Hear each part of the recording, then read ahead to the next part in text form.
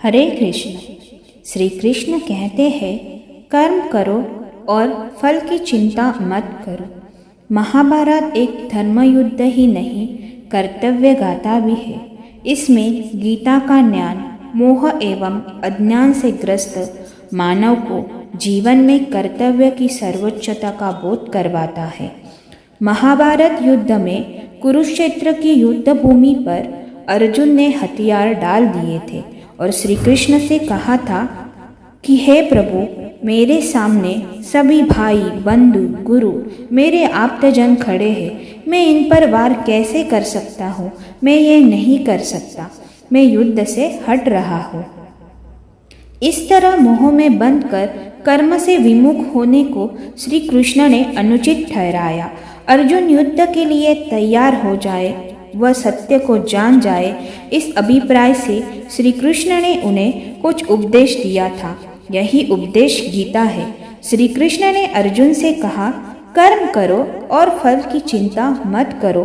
फल की इच्छा रखते हुए कोई काम मत करो। जब इच्छित फल की हमें प्राप्ति नहीं होती है तो हमें दुख होता है। अंततः सुखी रहना है तो सिर्फ कर्म करो, और वह भी निष्काम भाव से। जीव कर्म करते करते यहाँ तक आया है और चाहते ना चाहते हुए भी कर्म होता रहता है। शरीर कर्म के बंधन में है। आपको कुछ करने ना करने की जरूरत नहीं है। ये शरीर अपने आप कर्म बनते रहता है और फल मिलता रहता है। जैसे श्वास लेने पर ये जीवित रहता है। यदि लक्ष्य स्पष्ट हो, उसे पाने की तीव्र उत्कंठा और अदम्य उत्साह हो तो अकेला व्यक्ति बहुत कुछ कर सकता है। अस्त होने के पूर्व सूर्य ने पूछा कि मेरे अस्त हो जाने के बाद दुनिया को प्रकाशित करने का काम कौन करेगा? तब एक छोटा सा दीपक सामने आया और कहा, प्रभु, जितना मुझसे हो सकेगा उतना प्रकाश करने का काम मैं करूँगा। दीपक आखिरी बूंद तक अपना प्रकाश फैलाता रहता है।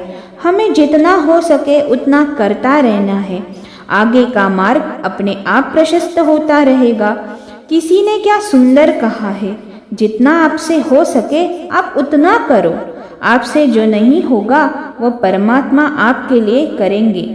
श्री कृष्ण कहते हैं, अर्जुन, तेरा कर्म करने में ही अधिकार है, फल में नहीं। इसीलिए तू कर्म को करने पर ध्यान दे, फल पाने की चिंता में उलझा मत रहे।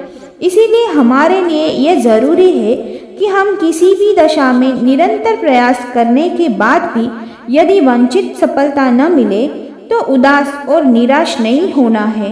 इस जगत में सदैव मनचाही सफलता किसी को नहीं मिली और नहीं कभी मिल सकती है, लेकिन यह भी उतना ही सच है कि किसी का पुरुषार्थ निष्काम नहीं हुआ है। जय श्री कृष्ण।